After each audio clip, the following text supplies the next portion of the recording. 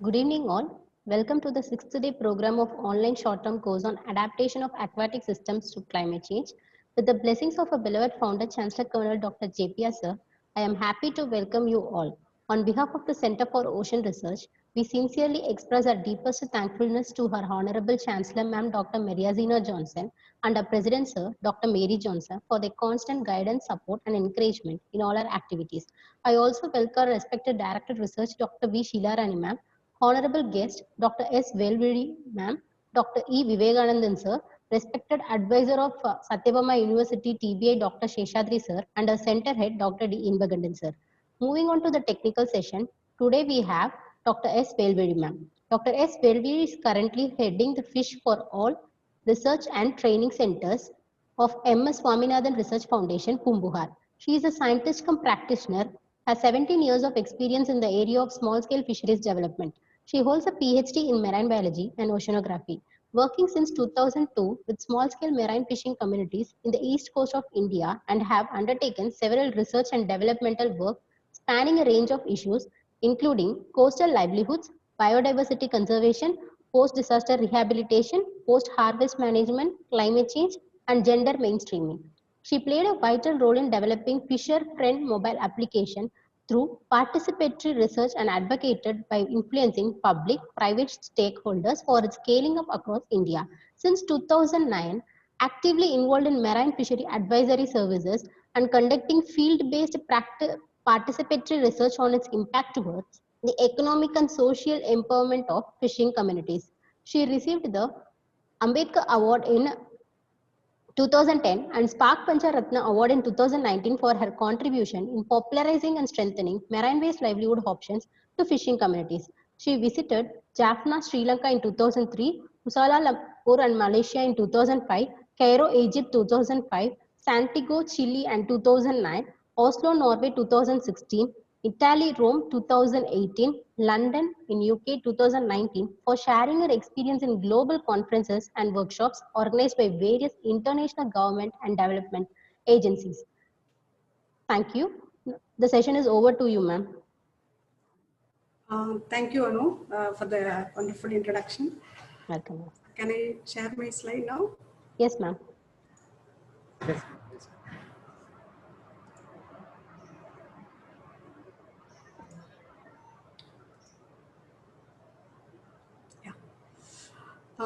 Good evening to all.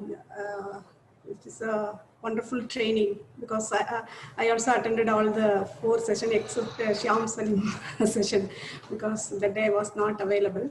So it was a wonderful training and it is a lot of informations. So today we are going to talk about the communities. So far, the last 4 days, we are mainly discussing about science and technology, everything. So today, our session is mainly focusing on how to adopt the communities and how to enhance their livelihoods in the changing climatic conditions. So I'm talk about a little bit on that. Before going to the main topic, I just highlight some fact and figures. What is the current status of fisheries at the global status and Indian scenario. The global status, more than 12% of the world population depends on the fisheries and aquaculture sector as their main livelihood and also the additional support service system. And more than billion rely on fish as a source of animal protein because now the food security is one of the major issue at the global level. So the fish and fisheries is one of the important source of animal protein to address the food security. And more than 40 billion USD fishery net export revenue, global level we earn. Then especially the developing countries like India, more revenue from fish exports than meat, rice and sugar and combined together. So this is the global scenario. When coming to the Indian status, India ranks 3rd in fish production and 2nd in aquaculture. The fisheries employed 145 million people in our country and contributed 1.07 GDP. Our export earnings, actually it is a recent estimate from NFDP, export earnings of rupees 334 billion from the fisheries sector. Then our the infrastructure in the sense the physical, human and infrastructures component. So we have the 800 kilometers of coastal line, around 3,200 fishing villages. The human component, the human population, they dependent on marine fisheries. So 3.5 million people. So of which active fisher population is 0.9 million. So we have different coastal eco zones, maritime states, mainland island territories, then Arabian Sea, Bay of Bengal. We have different ecological sensitive areas like Pulicat Lake, then Pichavaram, and Vedarnyam Swamp, Park Bay, Kalfak Manna. So these are the important, the sensitive, ecologically sensitive areas across the Bay of Bengal area. How fishing is carried out here? So we are using different gears, and the people are using different gears and crafts for fishing. So trawl nets, trawling is a major thing, then bag nets, gill nets, and different type of seines, hook and lines. So these are the major gears operated in our Indian waters. Then crafts, mechanized, motorized, and non-motorized. So 94% of our operation in Indian waters mechanized, and 5% motorized, and 1%, less than 1% is non-motorized. So the small scale fisheries here in India, countries like India. So in our country, 81% of the fishermen comes under small scale category. So these small scale fisheries playing a major role in the employment to the people and income, and also the nutritional security, the Indian population. These small scale fishers, they have the good understanding of the coastal ecosystem and its resources. And this understanding, this knowledge passed on from one generation to another generations. These small scale fishers are linked with the local market networks, and most of their catches are selling it locally. And these people are financially dependent on middlemen for their maintaining their fishing related activities. So the general hurdles faced by these small scale fishermen, one is overexploitation and the depletion of the resources, especially in the near shore areas, and absence of technical education. Technically, there are a lot of institutions are there, but the people prefer the education in their locality. So now that things are absent now. It is not absence, it is a very meager in. Then they are doing the traditional method of fishing, and a lot of information gap and knowledge gaps, and infrastructure also. If you are going to any landing center in any of the villages, for example, now I am sitting in Bumbugar. So if we now only last 2 months before only here the harbor is open, but next village, the Vanagiri, there is no infrastructure. Landing centers is available, so there is no water, there is no platform to sail their fishes. This is the condition of for our landing centers. And the financially and marketing wise, these people are faced several issues. And this, the earlier one is the general issues related to small scale fisheries. But when we are in the broader level, when we look at the issues faced by them, several. So one is related to overfishing, then pollution from the coastal industries, and habitat degradation. So fourth one is climate change. So our today topic is mainly focusing on climate change.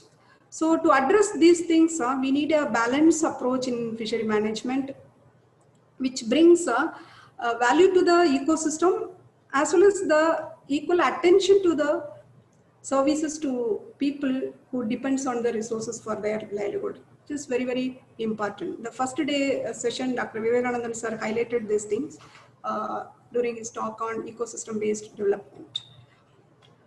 So the climate change, you're already aware of that, the triple threat for the ocean. It leads to several issues: sea level rise, coral bleaching, then toxic blooms, habitat degradation, acidification, fisheries. It's all already heard from the scientist. So how the fishermen are affecting by these climate change effects? This is important for us. So, due to this climate change, their fishing practices are changed. Their fishing ground is changed. The number of days also changed. So for example, their fishing operation. So normally on earlier days, the fishermen, they are doing three type of fishing. One is night fishing. Night fishing means today evening they start, then tomorrow morning they will be reaching the shore. This is the night fishing. One day night they will be on the sea for fishing. Then day fishing. Day fishing morning start, and the same day evening they return to the shore. The entire day they are involved in the fishing. Then day night fishing. Today evening they go to fishing, and today night and tomorrow day, and the day after tomorrow morning they will reach the shore. This is the common fishing practices in earlier days, but now their practices are slowly moving from these practices to now they are going for 1 week trip, 15 days trip, then even 1 month trip. People are moving ahead. And the kilometers also, even within 10 kilometer, they can able to catch their the day catch. But now they are searching fish, they are hunting, like hunters. They are searching for the fish. And apart from that, the cyclones, not only cyclones only we all aware of that. Apart from cyclones, so for example, today I am updated in our FFMA, so rough sea alert. So there are a lot of disasters, hazards, I would say it is a hazards, like high waves, high wind, then cyclone, and flood, tidal flood. So these are the hazards, natural hazards the people are facing, especially the fishermen are facing. It affects their safety and livelihood assets. And the poor quality of landed fish and the reduction in value. It is also one of the issues faced by them. Why? Because the people are moving far away, so they don't have any processing facility in their boat. They have carry some fish, some ices, but it is not enough to for their catch. So which resulted in poor quality of landed fish. Then increase in abundance of low value and non-fishing resources. Actually, last week I was in one onboard trip. I really witnessed this thing, because we started our fishing by 6 a.m. in the morning. We reached the shore by around 7 o'clock in the evening. So totally, in my boat, we caught around 152 kg of fishes. It's not fishes, it is catch. So out of 152, 4 kg prawn, 17 kg fish, remaining things are discard. In the discard, around 52 kg jellyfish. So this is the reality. Then shrinking the fish landing areas. Because of the sea level rise, erosion and all, the coastal areas normally from their settlement to the shore, they have some area to for landing their catches and repairing their net. They're using their land for that purposes. But nowadays, due to this erosion and sea level rise effect and all, these areas are eroded. So these areas are shrunken like anything. So the people are, they don't have the place to repair their nets. This is another major issue the people are facing. Then it is not only affect the fishermen, the women. Actually, in Gulf of Mannar area, the women folks are involved in seaweed collection. As per the CSMCRA report, in the report, they clearly quoted that the rise in sea temperature and salinity, seaweed growth has declined. And the women who harvest seaweed have been impacted and their income coming down by 12%. This is their findings. And another important things here I am not quoted. Actually, nowadays, the landing center, there is no place for landing their boat. So all the boats are moving towards the harbor locations. So nowadays lot of people, whenever we go and conduct need assessment, one of their major need is that we want a harbor, we want a jetty. Why? Because there is no space for them to land their boat. So they need a place to protected place to landed their anchor their boats. So this indirectly affects the women.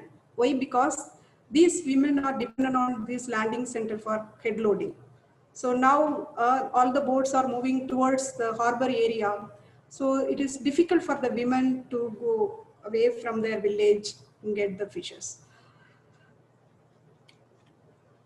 And the impact is directly affect their livelihoods. One is occupational uncertainty, then the income fluctuation, and equipment loss because of this high waves and other things. So they lost their equipments and relocations of their housing. You see my another picture I will show you.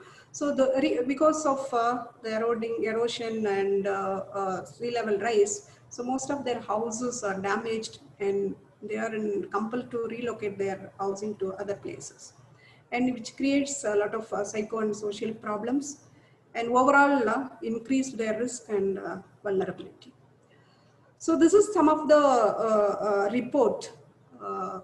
Actually, the Geological Survey of India and Union Ministry of Mines, they undertook some inspection along the eastern coast of Tamil Nadu, covering 6 districts: Kanyakumari, Tirunelveli, Nagapattinam, Ramanathapuram, Kadalur. What that report says that more than 12 Tamil Nadu beaches, the shoreline has eroded with the sea entering the mainland, ranging from 50 meters to half a kilometer. So you imagine that. For example, this figure, it is the Umari in Tirunelveli district. So here, earlier days, they have the 50 meters area for fishing related activities. Now no space for them. Now all their settlements are damaged, and these people are they are in a position to relocate their housing. And another report says that the Tamil Nadu Action Plan on Climate Change estimate that the sea level rise between 0 degree to 3.1 degrees Celsius in 2010 to 2100, resulting in sea level rising between 0.1 meter to 0.7 meters by 2000. And so because of this, the people, those who are living in the coastal areas directly affected, as per their report, the most vulnerable areas are Mumbai coast, Kutch region in southern Kerala, and Lakshadweep Islands in the western coast, and Ganges Delta, Kaveri Delta, Krishna and Godavari deltas in east coast. So what is the climate change is a reality now. Then what is the potential adaptation strategies to prepare the community for climate change? These are some of the adaptation strategies. So we have to prepare the community to access the, because they catch very low fishes, so access to higher value markets, diversify their livelihoods. and diversify the market, diversify their products, different value-added products, and increase the fishing efficiency in terms of technology, as information, knowledge, skilling, everything. Then weather warning and early warning informations, and also the increased communication networks. Why the increased communication network is very important? Why? Because the mobile network coverage within 12 kilometer, 10 kilometer, 10 to 12 kilometer in the sea. So after that, there is no connectivity. So unless otherwise improve the communication network on the sea, it is very, very difficult for them. So now Tamil Nadu government, they are providing the satellite phone for communication for the deep sea fishes, and for the small scale fishes, they're also providing VHF network. This is some examples they already started on a pilot basis. And we can also, as part of the adaptation strategy, the vessel stability and safety is also very, very important. And for diversification, yes, we can go with mariculture activities and sea walls, wetland rehabilitation like mangroves and all, you can think of. Then infrastructure, as I already told you, to safeguard their boats, the people, they wanted harbors and landing center facilities. And we need to have clear post-disaster recovery plan, which is very, very important and crucial. And this plan also, it should be an local specific. It is very, very important, involving the community. So here I have shared some of our experiences, how we prepare the community on the for the climate change, for addressing the climate change related issues. So MS Swaminathan Research Foundation, we are working with the fishing community since 1998. So we have developed some of the science-based solutions for addressing this climate change. One such solution is the Fisher Friend mobile applications. I already told you that the small-scale fishes, they are more vulnerable to climate change, and they are more rely on their traditional knowledge. So these people need value-added information on ocean conditions. The Fisher Friend mobile application, it gives information on various services like early warning services, livelihood services, and risk reduction services. So these are the features available in the Fisher Friend mobile application. One is potential fishing zone, and which potential fishing zone is a general information, and the tuna species specific forecast is available. Then sea current, it is important for the fishermen to place their nets, and sea surface temperature, wave height, wind speed, cyclone. So these are the services, around 17 services available in the applications. You see even market information, facility to mark the danger zone. So this is some of the, I will go one by one so that you will also understand things. For example, the potential fishing zone. The important thing in the application is that it gives the landing center specific information to the fishermen, where high probability of fish catch is available. Actually, our data source, we received the data from the inquiries. It is directly auto-ported into the application. We get the information from inquiries and we localize the content, because sometimes the fishermen, they need the local information. So we translate into local terms and disseminate. So which gives a lot of benefits to the fishermen. One is assured fish catch. Then it reduces their searching time, and their fuel consumption rate also drastically reduced. And the application, it also inbuilt with GPS. So they draw the route and directly to the zone and catch the fish and come back. So likewise, it facilitates them. Then ocean state forecast, which gives again location specific for different zones. It gives 7 days forecast in 6 hour slot. For example, from up to 20 kilometers, what is the wave height, wind speed, sea water, sea surface temperature. up to 20 to 50 kilometer, 50 and above. So for example, the small scale, not motorized fishermen, they are going up to 20 kilometer for them, this division. Then 20 to 50 for non-motorized. Nowadays, they are also moving ahead, but even then for trawlers 50 to 100 kilometers. Like that, the informations are divided into different slots and giving to them. Then disaster alerts, high waves, high winds, swell alert. So for all those things, our data sources inquiries and IMD. And market information also. Latest market information. This information helps the fishermen to take a decision which market they have to land their fish for better price. So MSSRF link with the different marketers in different landing centers, collect the data on daily basis and upload it in the applications. Then it is another important features in the application, save our soul. So current location, if there is any emergency at sea, the people want to communicate to the people at the shore. So this particular facility helps them to communicate. Then GPS interface, it helps them to identify the danger zones in the sea, whether it is rocks or dead corals or sunken ships. So it facilitates them to mark the danger zone and avoid during next trip. And also, for example, sometimes sometimes their engines get stuck. So they want to communicate to the Coast Guard or Coastal Security Police. Immediately what they're asking that where you are located. So for them, this current position is very, very important. So this application facilitate the fishermen to mark their current locations. And also tracking, they can also track their fishing route. And sometimes, for example, today they are going for fishing.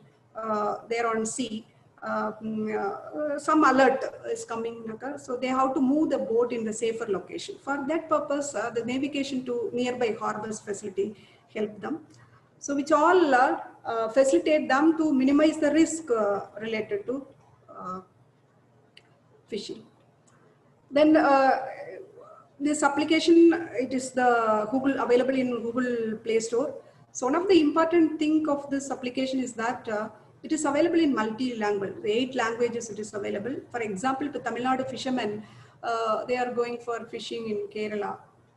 So they can get the Kerala ocean state forecast in Tamil language. So likewise, it is customized. And so currently around 75,000 people are using this application. So we have conducted actually one student, as a PhD student, he did a research on the impact of the fisher friend. So from his thesis, he found that these applications provide knowledge to the fishermen on early warning and early warning forecast, and also behavioral change among the fishermen. So 90% of the people doing informed fishing and taking informed decision using the data from the application.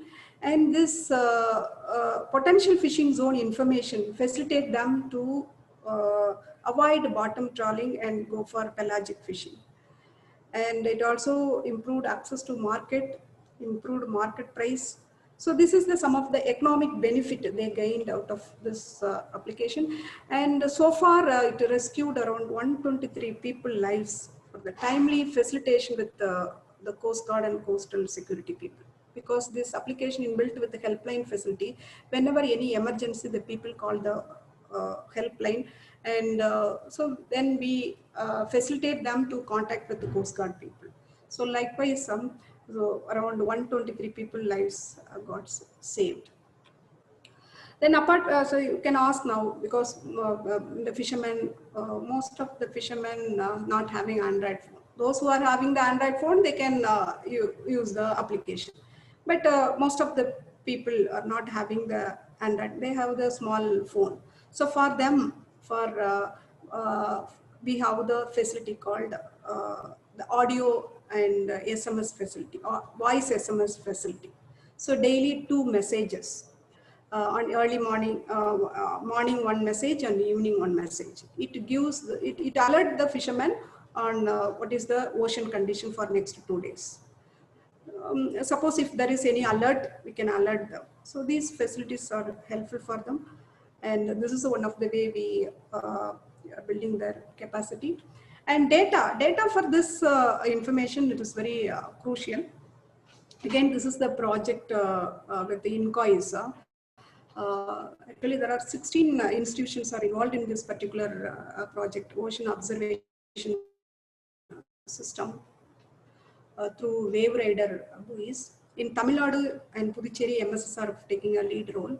So we deployed the wave radar buoys in the critical areas, one in Pondicherry, another one in Tuticorin area, near Tharvikulam, the third one in Kolachal, Kanyakumari.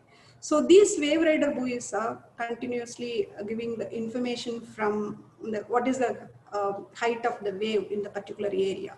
So this information directly goes to INCOIS and also comes to our HF station, which facilitate us to develop the location specific information for the fishermen. So when we talk about capacity, information knowledge is alone not building the capacity. So the capacity it is a process oriented thing. First information, then information leads to knowledge, then knowledge leads to skills, then skills leads to practice, then practice leads to the behavioral things. So if we want to achieve the entire thing, we have to educate the fishermen in a manner in which they preferred. So for using the information, we have conducted a lot of field-based training program. So most of our training program on landing center basis. You see the pictures in the landing center, net mending halls. So likewise, we have conducted the training program for the fisher folks and explain them the importance of the information, how it helps to reduce the risk and enhance their livelihood security. Apart from that, we have identified the master fishermen because MSS are alone not doing all those things. Even you can take a fisheries department or any other government agencies or any university, but it is not enough. So we have to identify the master ambassadors, fishermen ambassadors. So it is the sustainable way of retaining the things. So we built the cadre of master trainers at the community level. So we train them and they take the message to their fellow fishers. And the training, there are different kind of training to minimize the risk. One is the first aid and safety, sea safety training, and with all the equipments, so how to handle the equipments, how to use it, and what are the things they have to be with the boat. All those things we train them through practical training. We take them to on board and conduct the training. Then engine mechanism is also important thing. So that is also, it is a 15 days course available with us. So this training also there. Then the use of different bycatch reduction devices to avoid the discards and all. So we have conducted a lot of onboard trials with the fishermen and educate them on its importance and usage part. Then actually, this is the community-based artificial reef. Actually, second day, Girijan sir, he explained everything. But here I want to show you one film because this particular program we started since 2002. After 10 years of deployment of artificial reef in Tuticorin region, we took an underwater videograph. So I will show you that film.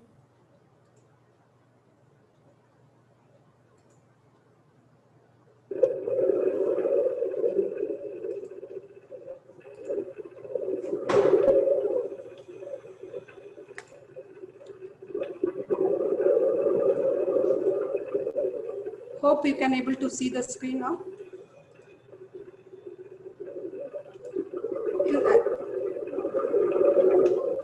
So after 10 years, the artificial reef area, now it acts as a real coral reefs. Not only coral reefs, it acts as a barrier for high waves, currents and all. So people catch more fishes in that area. So it is difficult for them to put and trawl net. They can use hook and line for fishing. So likewise, now the government of Tamil Nadu, with the support of technical support of CMFRA, they have been established a lot of coral reefs across the coast. So it will be one of the important initiative from the fisheries department to increase the nearshore fishery resources. So this is the film. And, oh, sorry.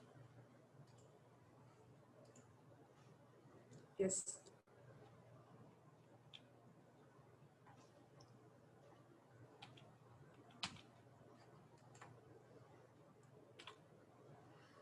So another important thing is that due to this climate change effect, the coastal lands are salinized, and it is difficult for the farmers to do the agriculture activities. So what we are facilitating them to promote these kind of lands into integrated fish farming system. It is an area-specific integrated fish farming system promoted. The saline lands converted into IMFS farm and introduced flood and drought-tolerant rice varieties along with fish culture. So more than 10 components integrated, like paddy, then apiculture, horticulture, floriculture, like that. More than 10 components integrated. So they are getting income throughout the year. So for fish culture alone, they will get income after 8 months. But if they are integrating all the components daily, they will be getting the income. So the idea is that maximum diversified farm output with the minimum financial and labor cost.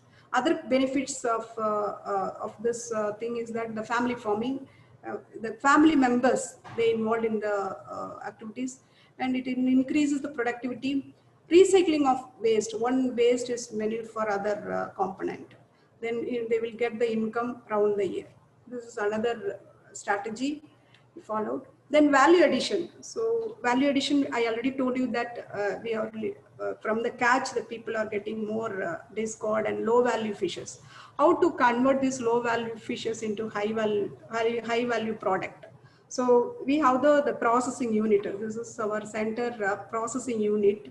So the women from the area, they can mobilize and organize them into a federation and prepared a lot of products. Even from buffer fish meat, they can produce some powder, and from acetus powders. Likewise, different products, around 152 products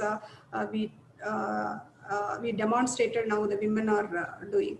So apart from that, we have tie up with the different credit and market linkages. It will facilitate them to get enough income from these activities.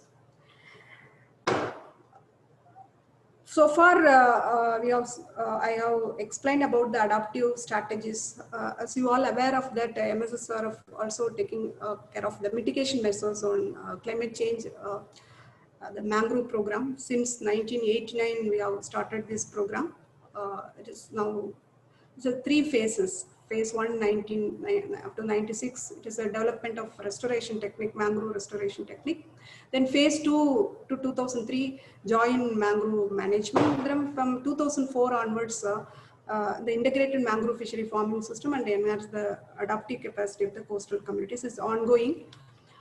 This is the restoration technique MSSRF demonstrated with the participation of the local community. Fishbone method.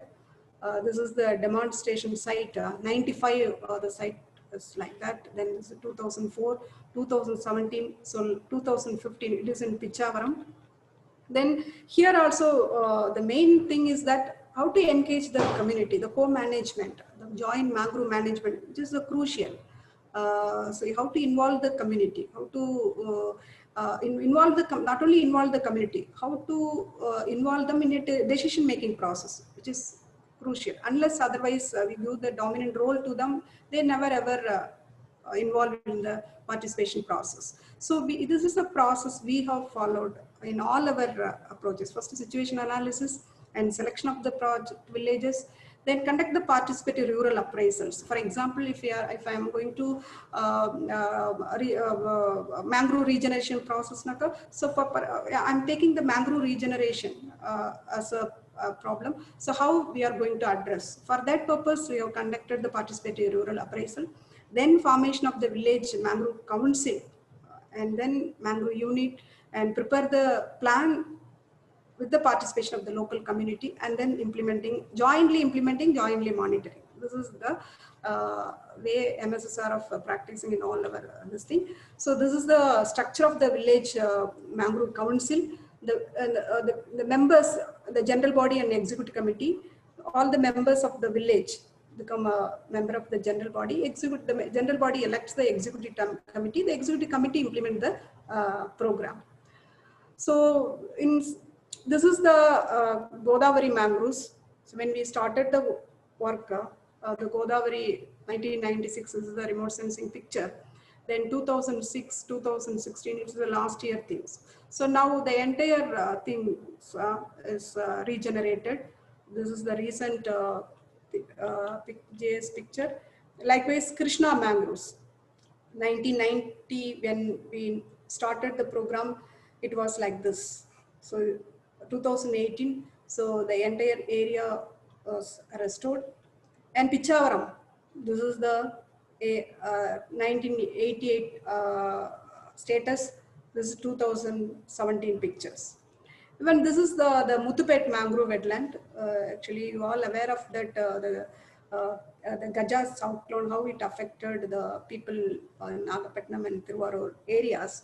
So before Gaja cyclone, this is here, you see the mangroves, the red one is the mangrove areas. So after Gaja cyclone 2018, September it was, this is December 2018. So nearly 4 square kilometer was lost. The entire mangrove belt was lost. So the mangrove lost, but the people from the location was protected. So another important thing is that the integrated mangrove fishery farming system. So when we rear the mangroves and all, it only restore the ecosystem. So we have to see the livelihoods of the people, those who are dependent on the mangrove ecosystem also. So for them now, we have introduced the integrated mangrove fishery farming system. So the mangrove acts as a barrier, and the water spread area helps the farmers to rear the fish. So we have demonstrated in Tamil Nadu and Andhra Pradesh. This particular structure is suitable for crabs and sea bass. The blue solution is considered this model is one of the adaptation strategy for sea level rise. So this is the integrated mangrove fishery farming system. In the area, this is the mangroves, and the water we can grow the fish and crab. In the bunds, we can grow the halophytes. You see, during the high tide, looks like this. Then low tide, the natural waters, when high tide, the water comes, and the low tide, it goes away. So this is the well-developed IMFS in Pichavaram area. You see the full-fledged IMFS model. So from the IMFS, the people, they rear sea bass, crabs. Daily, they earn 500 to 600 income from each pond. So to secure their livelihoods. So based on these experiences,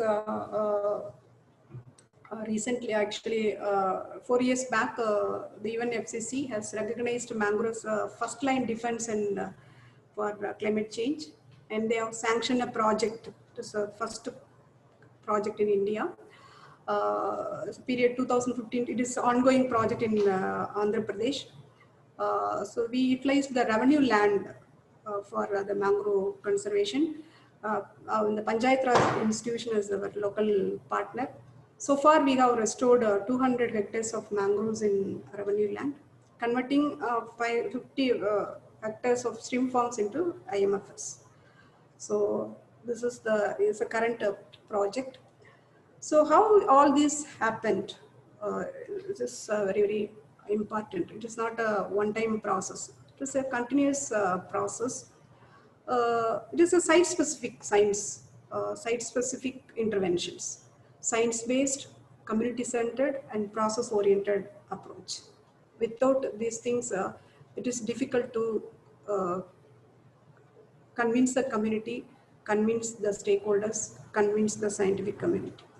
So science-based means all the activities on the basis of some ecological factors that act upon within the coastal and marine ecosystem. And community-centered, local community is the key partner, and they played a dominant role in the decision-making of the process. And process-oriented approach, all the adaptive measures have series of steps which accommodate changes in the perception, in socio-economic conditions, and their problems, and the priorities of the stakeholders. So without these things, it is difficult to achieve all those things. So the MSSR is only the instrument in developing, testing, replicating this approach. So I think this is my end slide. Thank you.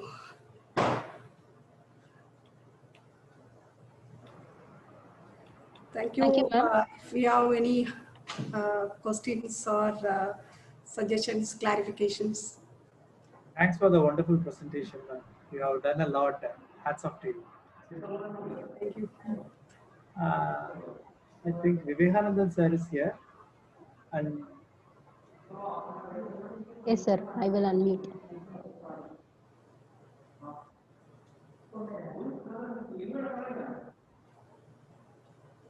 any participant they want to interact with the expert, they can directly interact with Dr. Velvizhi ma'am.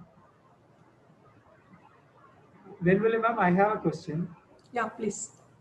Ma'am, actually you said the fishermen, they have a problem with particularly they are facing problem on the sea level rise, and because of this drastic weather change. Yes. Okay.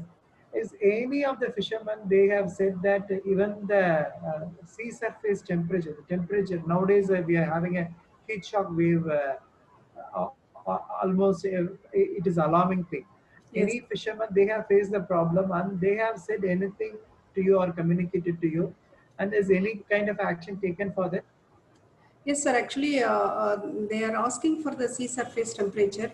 I asked them why you need this particular information. What they have suggested that nowadays they are going for species-specific fishing survey. They are targeting one variety of fish. Earlier, they go for general thing, but nowadays they are going for tuna or squid fishing and other things. For the tuna and the squid and all, the temperature is play a very major role. So the tuna fisher is 23 to 29 degree sea surface temperature is ideal for tuna fish. So likewise, the squid is 28 and above, it is ideal. So for that purpose, people are asking these details. So we received this information from inquiries and we disseminate to them. They are not giving any specific other, as you asked, that kind of things they never asked. So far, I am not getting any such queries from them. No, they are not having any kind of impact due to the increase of the temperature. They have any kind of sunburn or anything they are facing, even their activity have changed or anything like that? Not like that, sir. So far, any report Okay. from the fisherman. Nagaratnam sir, good evening sir.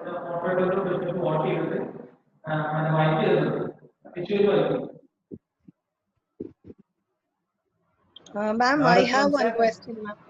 Yeah, please. Hello. Shall I ask? Yes, Kalalakshmi ma'am, you can proceed.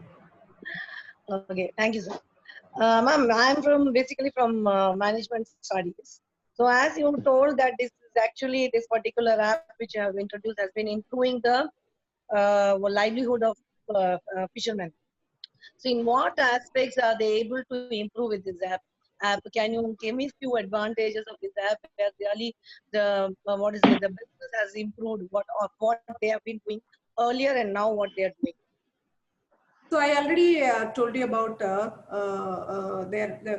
application gives different kind of services. One is about this potential fishing zone information. So the potential fishing zone information, they directly go to this point and the zone, not point, the zone, and catch the fish. So their searching time got reduced, and the fuel got reduced. This is the one thing. Then second thing is that the ocean state forecast information. The ocean state forecast information, without this information, most of the time their boat and net get damaged. So now they protect their net. So they have taken right action in right time. So because of that, their income, they saved their They are income. safe enough. Yeah, Safe. saved income. Then third thing is that in the application, there are options are available to mark the traditional fishing ground.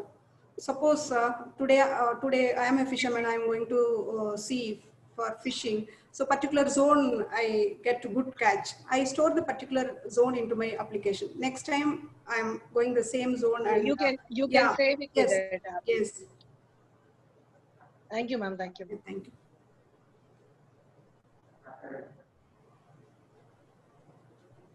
Thank you, ma'am.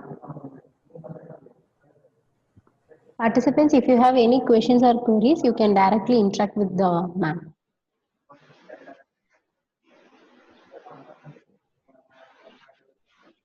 Hello. Yes, sir. Good evening, Dr. Good evening. Velvizhi. Good evening, Good sir. evening. Good evening, sir. Very good evening. Can you able to hear me? Am I audible? Sir, Yes, we are able to hear you and we are able to see you in a different perspective, sir. So, I wish to congratulate Dr. Velvizhi for wonderful presentation she had made recently. Thank you. Madam, Velvizhi, madam, Thank you, is sir. there? Yeah, you are audible, sir. Please proceed. Yes, madam. Actually, I am. See, you have spoken a lot about your interventions at sea. As a mass communication faculty, I have few questions, maybe very basic or something, maybe. Sure, sir. Please. I have been seeing some of the interventions with the artificial coral reefs being put in the sea. You had told that wherever you have put 10 years before, fishermen caught more than what they had before, or any other place nearby. What is the primary objective of putting the concrete coral reefs there? Is that to increase for fishermen or otherwise protecting the fish itself? Yes, sir. Actually, in my beginning of my presentation, I told about there are several factors are affecting the small scale fishermen. One of the main factor is the habitat degradation, sir. Okay. So because of the habitat degradation, there is no space for fish to spawn, breed, and feed. So for that purpose, now we create additional habitat to the fish to come and breed, feed, and spawn. So because of that, the particular area fish resources are enhanced, and people are getting more fish in that particular areas. The CMFRA done a lot of research on this. As per CMFRA research, more than 10 times the fish resources are enhanced in the artificial reef area. So their study says like that.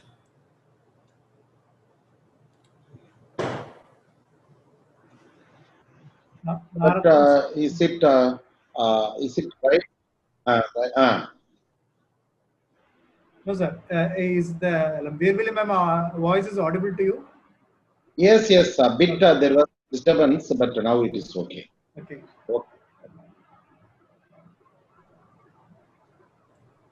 Okay, please continue. Okay, okay. Is there any other Vivekanandan sir want to add some point? It seems. Yeah, I have. Yeah, please, sir. Please, sir. Yeah, okay. Thank Good evening, you. sir. Yeah, good evening. Good evening to all of you. Good evening, sir. Good evening, sir. Thank you, Dr. Velvizhi. Nice to hear your talk. I came a little late, but I could feel what you have taught because I have witnessed and seen your initiatives in Nagapattinam district, which is very impressive. You are actually targeting the last mile in the climate change. You are trying to do with the community, which is actually bearing the brunt of climate change and several other factors. So thank you very much for the nice presentation. And I would like to just add one point here. Of course, one is that the artificial reef which you are talking, it improves the habitat, it improves the fish population, and also it helps the mechanized larger boats from encroaching into the coastal areas. Yes, sir. And also, yeah, so that way the fishermen are very happy when we initiated the work, and I think it is going on well all along the coast of Tamil Nadu. I would like to maybe share one of my experience in which the small scale fishermen, particularly those who have the motorized boat, boat with outboard motor, there is a very small gadget which has come. I think it has not come to India. It is something like automatic information system, which is used in the larger boats. Of course, that is more expensive. But there is some imported gadget which costs something like 25,000 rupees, which can be used as an automatic information system. It can be, I think, installed on the side plank of the motorized boat and closed with a glass cover. So it can bear the rain as well as the hot sun, and it keeps giving the signal. It gets it emits signals to the satellite, and the advantage here is that the fishermen can be traced in case of any cyclone or heavy rain. It is possible to trace them where exactly they are. So this has not become very popular in India, but I saw some demonstration when I was in the Bay of Bengal program. It was quite appealing. Maybe if you can, I think it has to be right now, it has to be imported now. It is being manufactured by a company called Pelagic Systems in the US. So they said it can be supplied at 25,000 rupees or something like that. We did not make much headway in that because our project also closed by the time. So maybe just for your information, Sure, we sir. have Thank an you for opportunity sharing this to, information. yeah, It is very useful, sir. I thought it would be very helpful to the fishermen. That's what I thought. Yes, sir. That's why I wanted to share this information. Yeah. So now ISRO also introduced some equipments, the NAVIC system, but the people are NAVIC. People are facing some issues. It is under pilot stage. Yeah. So once it is systemized, then it will be helpful for the fishermen. Okay. Yeah. Yes. Thank you, sir. Thank you, Thank you, Velvizhi sir. ma'am. Thank you, sir. Good evening, ma'am. Our director research ma'am is here. Good evening, ma'am. Ma'am, kindly unmute the mic, ma'am. Thanks for joining. Thanks for joining. Good evening, Dr. Vivekanandan, sir. Good evening, ma'am. Good evening. Good evening. Nice meeting you after a long time. Yes, sir. After a very long time, I'm meeting you, sir. Yeah. But anyway, thanks. for ocean research scientists often use your name, sir. Often they'll be telling that they are, particularly Dr. Inbakandan, sir, often tell that, and Stanley Abraham, both of them used to say that we are contacted for this thing. The thing to Dr. Vivekanand used to say always. Yeah, thank you. Thank you. Anyway, this program you have organized very well. I think it was multidisciplinary. Yes, And sir. hope the participants would have enjoyed, and it was very useful to them, I hope. Yeah. Yes, sir. Yes, sir. Yes, sir. Ma'am, shall we go with the validity Yeah, yeah. session, ma'am? Yes, Ma'am, sir. actually, we have a Professor Nagaratnam sir also with us, ma'am. He is from Madurai Kamaraj University. Yes, sir. Sir also being here, ma'am. Good evening, sir. Dr. Nagaratnam, sir. Good evening. Very And, good evening. yes, sir. And good evening to Dr. Velvizhi madam also. I was just hearing to ma'am's talk almost maybe at the end of the session. I was just hearing to her inspiring talk. Dr. Vivekanandan sir, extremely sorry. I was about to join on the day of inauguration, which I could not. I had been with my mother in hospital, and that's the reason I could not join. I did my level best to come home and join, but it delayed, sir, that day. Yeah. Dr. Inbakandan told me about that. Yeah. Yes, sir. Yes, sir. Yes, sir. Shall we She's start okay with the now? Yes, sir. Sorry, ma'am. Actually, Vivekanand sir is talking something. Sorry, sir. Sir, you want to interact with ma'am, sir? Or shall we start the session, sir? I think we can start the session. Yeah, Anu, kindly proceed with this. Yes, sir. Sure, sir. Thank you all. Now moving on to the valedictory section, I welcome our respected Director Research Ma'am, Dr. B. Sheila Rani, Honorable Speakers, Dr. E. Vivekanandan Sir, Dr. S. Nagaratnam Sir, Dr. S. Velvizhi Ma'am, respected Advisor of Satyabama University TBI, Dr. Sheshadri Sir, and our Center Head, Dr. D. Inbakandan Sir. Now I invite Dr. Vivekanandan Sir to give concluding note. Yeah, thank you very much. Thank you for the Ocean Research team for giving me this opportunity. Also to Sheila Rani ma'am for opportunity given to me. I attended a 5 days program. One day I could not be present. So I found it very useful. I think all the participants also would have found it very useful. I think the main point that has been driven here is that the climate change, whether you want to study the impact or the adaptation or the mitigation, I think the main point that has come out here in these 6 days of online course is that it is a multidisciplinary approach that is required. I think in 6 days we had 6 different themes. One is on the ecosystem and ecological approach, the biological approach, and then the technology that is required for adaptation and mitigation. Then the approach towards the communities, the media, how media can approach this problem and also give solutions and how it can help to reach the community. So I think it is a multidisciplinary approach that is required either to study impact or adaptation or the mitigation. So that way, I think the universities are best placed to address these issues because you have the expertise, the knowledge. The university is a powerhouse of knowledge. So you have that all these things with the universities, and I hope that the universities like Satyabama will take up this challenge and try to address the issues related to climate change. I also try to give emphasis on the importance of universities to address this issue because the climate change is now gradually is impacting. It is like a slow killing poison.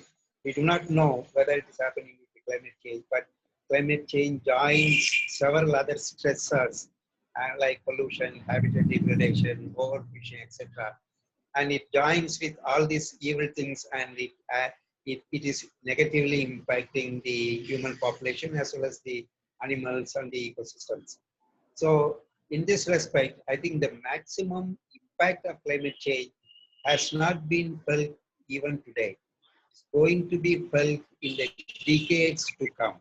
Maybe in another 20 years or 30 years, the sea level rise is going to increase, the water temperature is going to increase, the atmospheric carbon dioxide is going to increase. So gradually it is going to increase, and the negative impacts are going to be very high in the years to come. So the impact is going to be felt maybe more than the present generation is going to be felt by the future generation. So the students are going to, the students of today, the youngsters of today, the youths of today are going to face the brunt of this problem. And so it is for them to have a proper understanding of climate change. So it is also left to them to devise some adaptation measure or mitigation measure, because we are going to leave a legacy of this climate change to the future generation. So I think it's a very bad legacy this generation is going to leave to the future generation. That is why we call that we need to have the sustainable development. The global organizations like the United Nations are talking much about sustainable development, even in the context of climate change, mainly because it is the next generation and the generation of the next one that is going to be affected.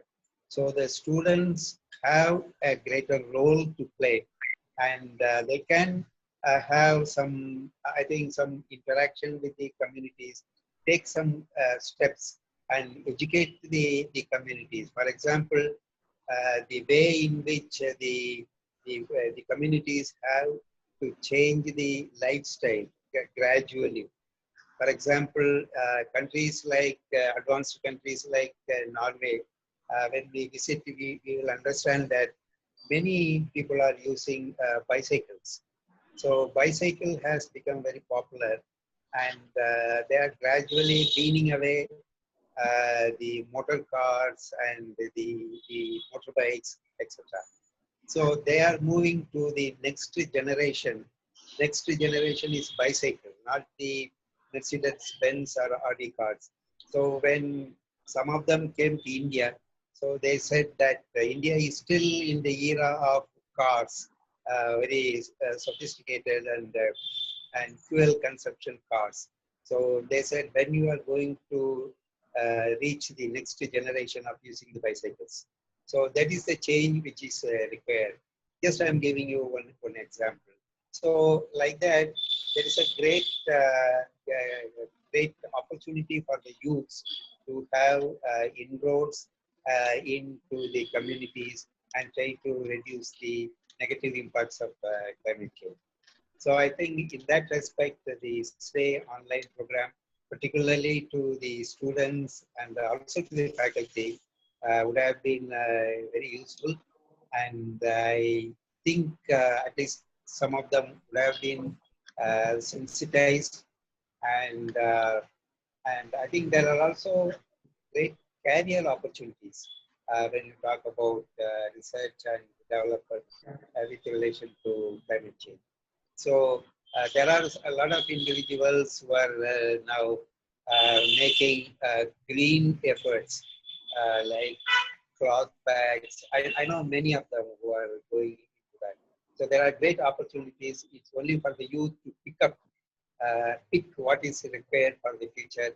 And you know the present COVID, because of COVID now a lot of things have changed, and a lot of self-help groups, volunteer organizations are now producing the masks, cheap type of mask. So there is an opportunity in every adversity. There is an opportunity. So hundreds and thousands of women are making face masks, and they are making living out of it. So there is a lot of opportunity for the youth to make career out of climate change as well. So there is a possibility of changing this challenge into opportunity, and it is the wiser ones, wiser youth, who will take advantage of this, and they will become very successful. So I hope this was useful to all of you. And with this positive note that you can make career out of it, and you can make changes in the way the community can adapt and also mitigate climate change. I think that will be a great step if some of you can take up this as a career and also as a voluntary initiative and come out successfully. And once again, thank you all and wish you all the very best. Thank you very much. Thank you, sir. Now I invite Dr. S. Nagaratnam, sir, to give some concluding remark.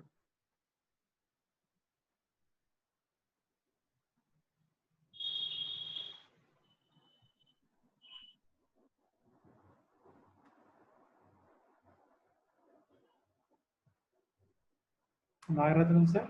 Hello. Yes, Yes, sir. sir. Hello. Am I Yes, audible sir. now? Yes, Yes, sir. sir. Yes, sir. We are audible, sir.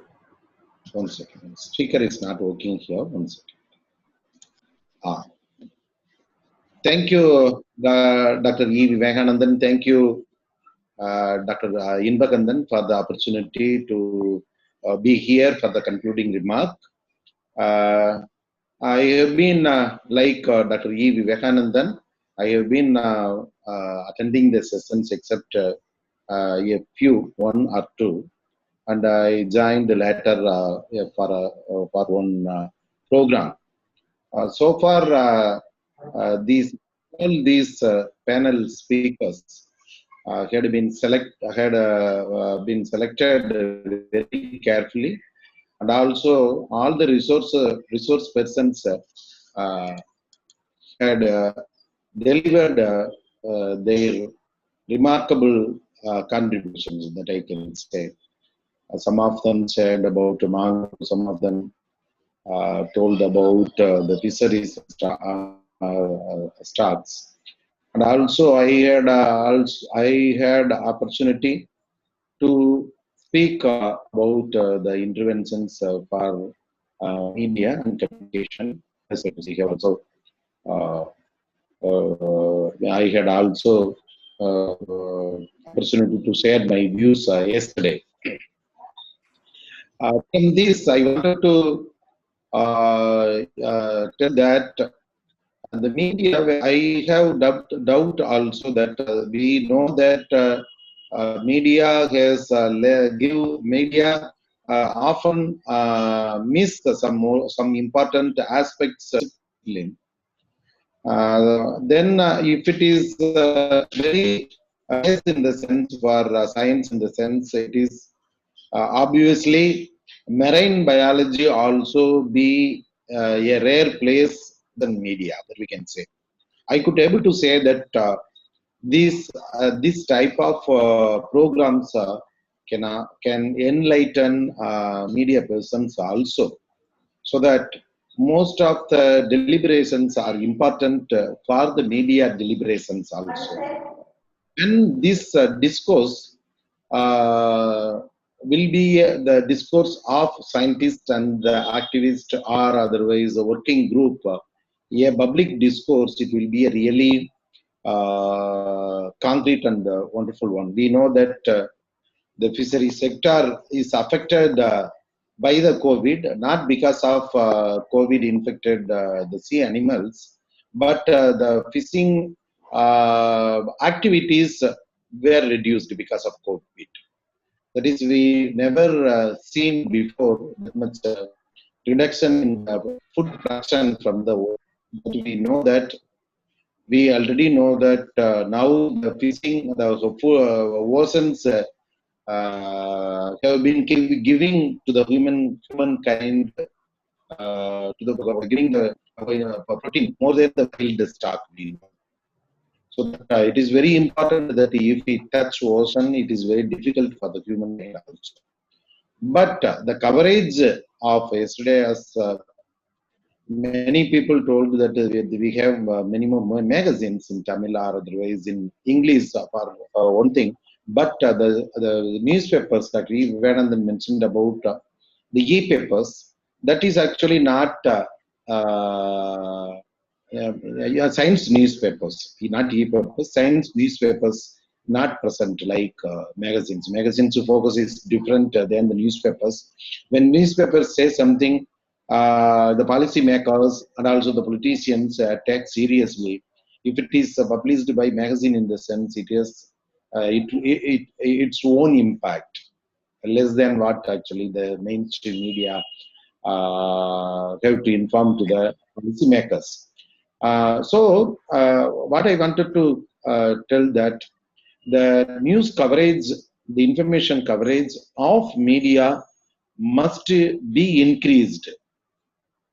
That we have to see the possibility to intervene the media sector also, because if MSSRF or otherwise other NGOs or any other government bodies working on project mode for the good reasons must be increased to another level for the betterment of the oceans from the present level. That's what we have to think.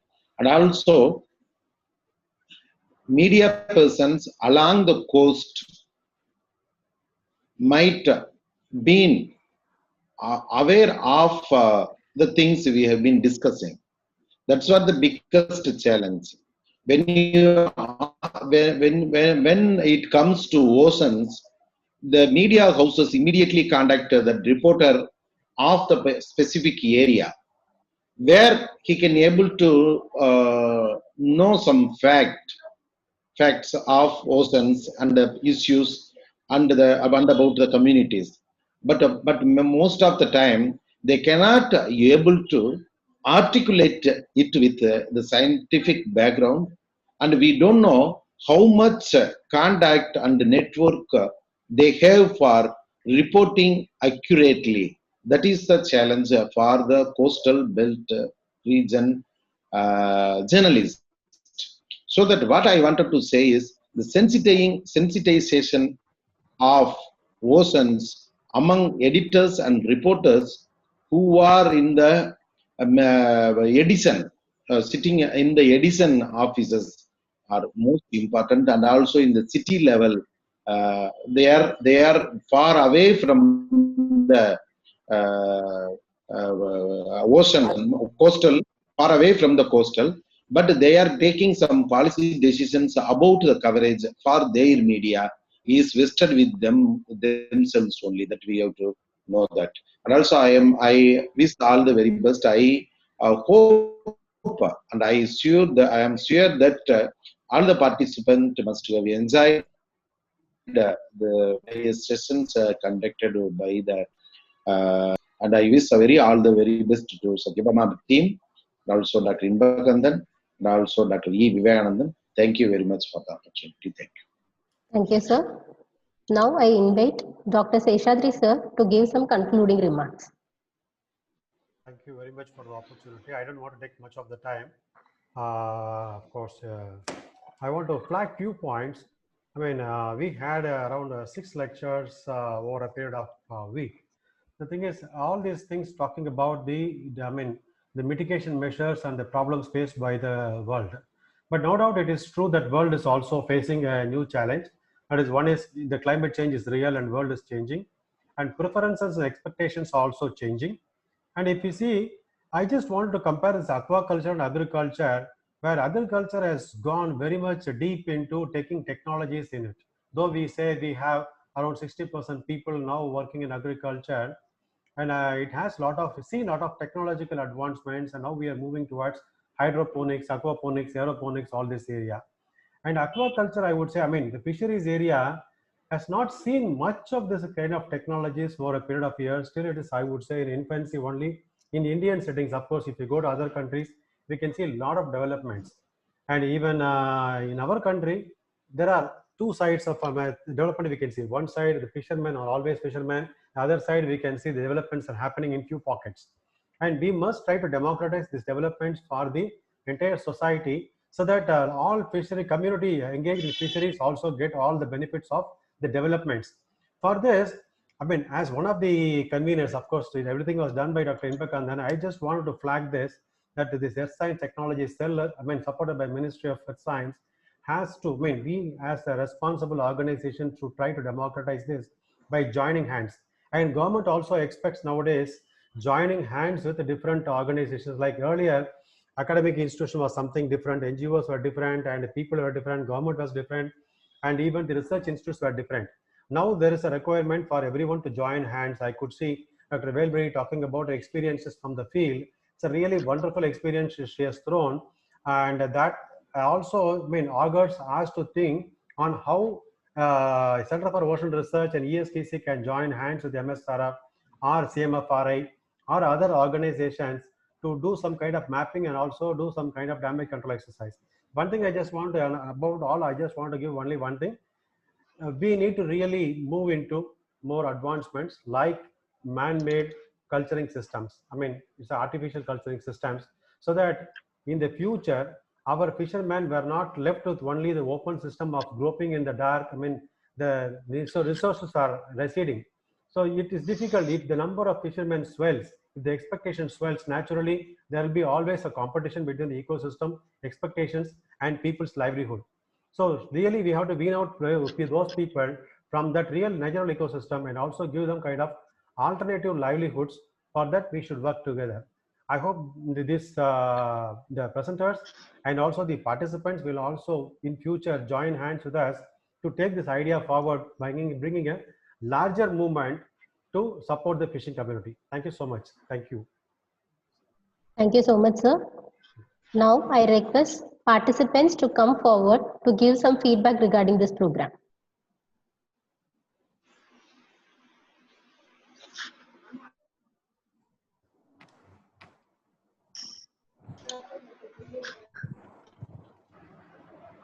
Hello? Yes, yes, sir. If participants are not... Hello? Yeah. Yes, Yes, sir. sir. Kumaresan, sir, please. Kumaresan, Sir, sir, a very good evening to every one of you. It's very nice conference, I could say, that we had been traveling in a different dimensions for the past 6 days, in the evening time particularly. So starting from Vivekanandan sir, Greenson, and Salim sir, Shyam sir, and our, of course, Nagaratnam sir has given wonderful talk. Of course, Velvizhi madam. So all the lectures were very, very informative, highly wonderful. So we used to get a lot of informations. We had traveled through this conference.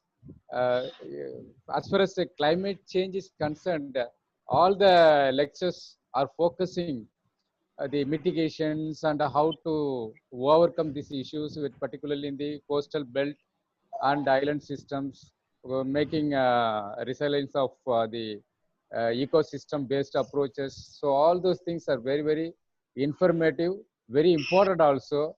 And of course, the last session, Dr. Velvizhi madam focused on community based, and a lot of trainings they were given to the people, and they made aware of all the fishermen, those who are involving in their livelihood problems, issues.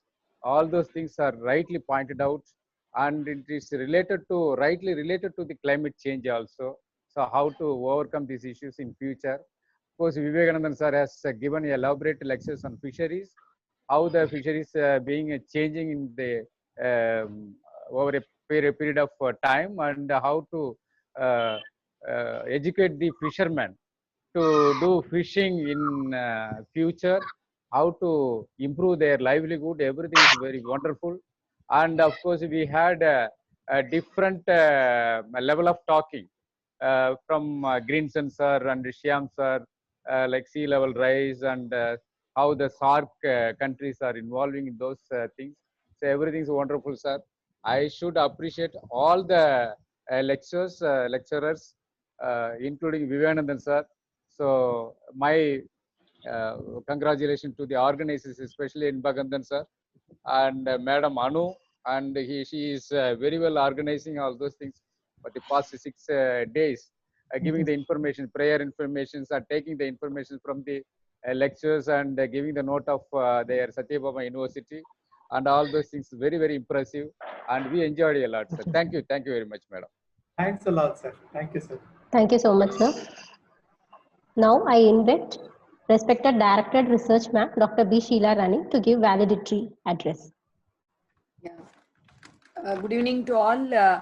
It's really very happy that I'm a part into the valedictory session, and I could hear the feedback from the participants. And of course, today we have Dr. Vivekanandan sir, Dr. Narathinam, and Dr. Velvizhi, almost I should say 50% of the speakers who had been for the past 6 days have joined in this valedictory session also. This 6 days online short-term course on adaptation of aquatic systems to climate change, reducing the impacts and maximizing the opportunities. This they have arranged it in the evening. That's a main highlight, I should say, to my Center for Ocean Research. Really, it's not that they are doing only this or 1 or 2 programs. They are doing it almost, I should say, from day 1 after the COVID, right from the month of March. We can almost see more than 8 months of time period. They have conducted more than 50 programs, I should say. Center for Ocean Research alone have conducted in various manners, like as a FDP or as a student development program or as a online course, 2 months online course, like this, some short-term courses in different names only, I should say, but almost different areas of research related to this, their center for their ocean research. They have covered it. So this is one of the topic, and also they are able to bring eminent speakers for each of the program what they are organizing it. The conveners, they are taking their maximum effort, because right now, at least in the beginning period of the COVID time, like around 2 to 3 months, they were concentrating only on these online programs. But right now, our usual routines have started. They are working in the morning right from 8 o'clock to evening 3 o'clock. They are being burdened with the regular activities of our university. But after that also, they keep their energy. I could see Anu still sitting in the office. Like, very good that my real appreciations to all my Center for Ocean Research faculty members. And of course, I think the driving force behind this and then who make them do it. Even if they just give 1 day lag means, that's all. I think Inbakandan sir immediately make them do lot of programs. Really wonderfully, they are doing many number of programs, and many number of participants are best utilized of it. I know very well. I participate in most of the inaugural and valedictory sessions, and I get a good feedback only. And this is a topic which I could see of a different type. And of course, Dr. Vivekanandan sir is always in close association with our Center for Ocean Research. The day 1 when we had establishing our center during the period of our founder chancellor, sir was giving good views and ideas with all the other experts like but Dr. Balasubramanian and various other ocean research experts who were there, and sir was also closely associating with us. And today, one of the speakers, Dr. Ragaratnam sir, I could meet him. I could see various other speakers like Dr. Grinson, Dr. Shyam Salim, Dr. Salim Khan, who had also been a part, and all have accepted our invitation, and they are delivering their speech on this 6 days short-term course. That maybe looking into the different topics that are being given by the experts, like technological prospects of technological intervention, sea level rise and climate change, adapting the communities and enhancing the livelihoods. Like, I could see all the topics, it was in line with the objectives of our MOES ESTC, Earth Science Technology Cell. In this platform, I know very well Dr. Inbakandan would have told about our Center for Ocean Research achievement. Like we have got for around worth of 5 crores, we have got a project. Our Satyabama Center for Ocean Research has been identified as a nodal cell for earth science activities, earth science related activities, and it has been given that by Ministry of Earth Science Technology Cell. That is a project which we have got it, and almost at a very high level, I should say, there are 5 projects that is being carried out by our scientists, and almost 7 to 8 JRFs have joined with us. Technical assistants have joined, and it is quite a big mega project, I should say. Their findings, and we have a good set of scientific steering committee members at national level, I should say. Many of them from north side are also there, who give their valuable ideas, and our people. And we are very proud that having been sanctioned for this much of amount, we have procured equipments alone. Our non-recurring expenses alone, we have made it for more than 2.5 crores. And what set of equipments we have purchased. Shortly, I think we are going to have an inauguration of that equipment facility, what we are going to have. So it's a platform, I would like to say. I think gradually we are coming back, we are resuming back to the normal. So but the participants should utilize the facility what is still already available with center, and also of course with a new facility that is being established. Our Center for Ocean Research is also a FIST sponsored center. They have wonderful facility for earth sciences related activities. So, and of course, I should say the technology business incubator is also, which is being run for the past 5 years. But the starting point has started only with the Center for Ocean Research. We were able to get this only for the marine bioresource utilization for the first 3 years. And only after that, we were developing on the engineering and technology side. So these are all because of the expertise that is being available with our Center for Ocean Research. And of course, always the infrastructure facility that is being given, the initial facility that is being given by our management. And always the support that is being given all the experts from outside, like you people. So with all these things, I congratulate the conveners for having organized this wonderful program, and I could see from the feedback that is being given by the participants. And it is not that it is going to stop here; it is going to continue with much more different types of online programs. So once again, I thank all the speakers for having accepted our invitation and be a part of this short-term course. And once again, my thanks to and congratulations to the conveners, and very specifically Anu. I think as being told for our entire 6 days, for the entire program, you had been right from the beginning to the end. So congratulations and thanks to you for doing this course successfully. Always it is Dr. Inbakandan who is the backbone of the Center for Ocean Research, who do these types of different types of programs. Dr. Seshadri and various other our scientists also being a supportive hand to our Center for Ocean Research in organizing this type of activities. Thank you once again. Thank you. Thank you so much, ma'am. Thanks for the wonderful words, ma'am. Thank you, ma'am. Yes, sir. Now I invite Dr. D. Inbakandan sir, Head of Center for Ocean Research, to give vote of thanks. A warm good evening to all. It is my immense pleasure to deliver the vote of thanks in this concluding session. It is the right platform to thank the management of Satyabama Institute of Science and Technology and Ministry of Earth Science, Government of India for supporting to conduct such kind of online program continuously. I'm happy to thank the program coordinator and our advisor, Dr. E. Livelihoods sir, National Consultant, CMFRI.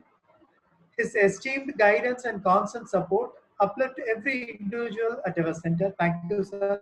Thanks for being with us. I'm happy to thank our Director of Research, who is the chairperson for this course, Dr. B. Shilarani ma'am. With their continuous motivation only, the Center for Ocean Research is being showcased inside the campus as well as in the external research arena. Thanks for being with us, ma'am. My sincere thanks to all the speakers. Today, Dr. Nagaratnam sir with us. Thanks for being with us, sir. And Dr. Velvizhi ma'am, Dr. Vincent George, Dr. Sham Salim, and Dr. Salim Khan for their immediate acceptance, and they have shared their views to all the participants, even to all the ocean research people. Without them, the online course would not be interesting and successful. And thanks for the speakers again, once again. I'm happy to thank Dr. Seshadri sir, advisor, Satyabama Technology Business Incubator, for his continuous support and guidance in all our activities. Last but not least, I'm happy to thank all the participants for their presence and interactions. Thank you. Thanks a lot. Thank you, sir. Thank you. Thank you. Regarding this feedback form, this will be the feedback form will be shared in the WhatsApp group to the registered participant, and soon we will share the YouTube link also. Thank you, thank you, thank you, ma'am. Thank you. Thank you, Vivekanandan sir. Thank you, Nagaratnam sir. Thank you, Velvizhi ma'am. Thank you, Dr. Inbakandan. Thank you. Thank you, sir. Thank you, sir. Thank you all. Thank you, ma'am. Thank you, sir. Thank you. Thank you, Anu. Thank you. Thank you, sir.